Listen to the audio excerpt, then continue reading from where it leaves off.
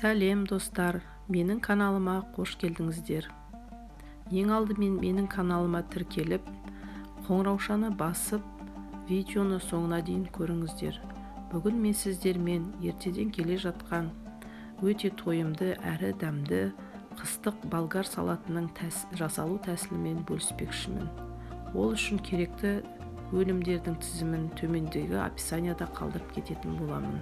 Көкөністерімізді жуып тазалап алғаннан кейін болгар бұрышын ішіндегі дәнектерінен тазалап, жіңішкелеп, ұзыншалап кесіп аламыз.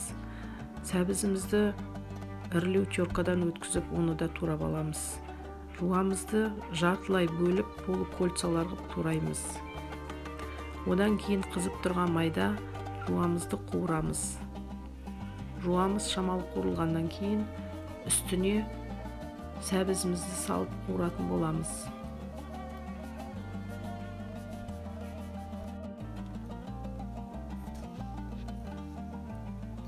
Помидорларымызды блендердің көмегімен айналдырып аламыз.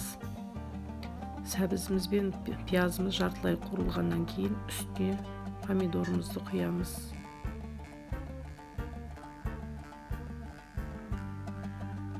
Помидорымыз қайнағаннан кейін дайындап алған болгар бұрышымызды саламыз.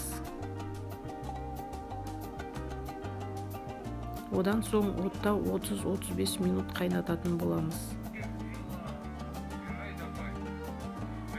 Енді тұзымызды, қантымызды салып, өз қалауларыңызша қара бұрыш салсаңыздар да болады.